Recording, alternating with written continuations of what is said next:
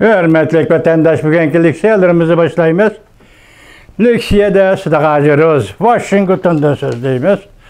Bugün çizlaq 2021 8. ayının 15. günü.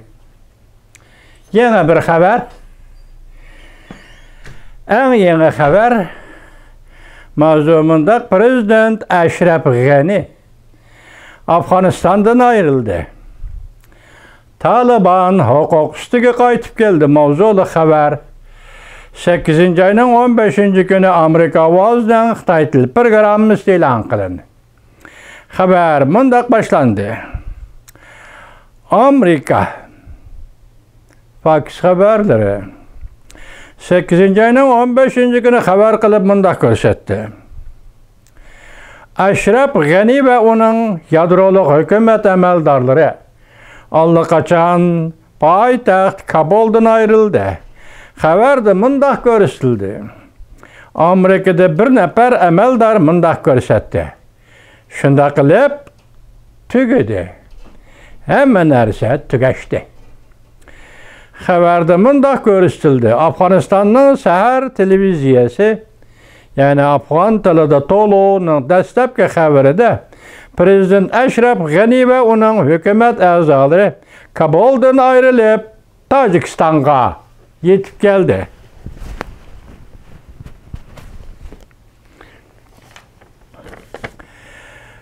Ondan başka Yerusalim poçtisi haber kılıp mundaq ko'rsatdi. Afganistan İçki İşler Ministerliği nopuzluq bir nefer əməldari haftanın birinci günü mundaq ko'rsatdi. Prezident Ashraf Ghani allaqachon Afganistan'dan ayrıldı. Ashraf kechiringlar, Arab Sunni Hamro televiziyasi xabar qilib mundaq ko'rsatdi. Taliban yetakchiligida bir hukumat kelgusi bir necha soat ichida Afg'onistonda quriladi. Bundan burun Amerika radyo televiziyasi şirketi ABC haftanın birinci günü xabar qilib mundaq ko'rsatdi. Afg'oniston Taliban bayonotchisi Zabiullah Mujahid ABC'ga mundaq dedi. Taliban rahbarlaridan tashkillangan bir vakillar umiga Kabul prezident mahkamasida huquq o'tkazib elish ishlariga qatnashdi. Xabarda mundaq ko'rsatildi. Taliban qurolliqlari yakshanba kuni saharda poytaxt Kabulning atrofiga yetib keldi. Ve Taliban qurolliqlari poytaxt Kabulning bir necha shahar rayonida paydo bo'ldi.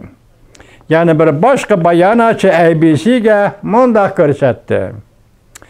Taliban rahbarlari qurolli qismlarga buyruq berib, vaqtincha Kabul shahrida o'q chiqarmaslikni, qurol ishlatmay Kabul shahrining sirtida buyruq kutib turishni buyurdi. Bayonotchi mundaq ko'rsatdi. Qarshi taraf bilan suhbat elib berilyapti. Huquq topshirib elish jarayoni bexatar bo'lishi kerak. Kabul xalqining hayoti va mol-mulkiga ziyon zahmat yetmasligi lozim.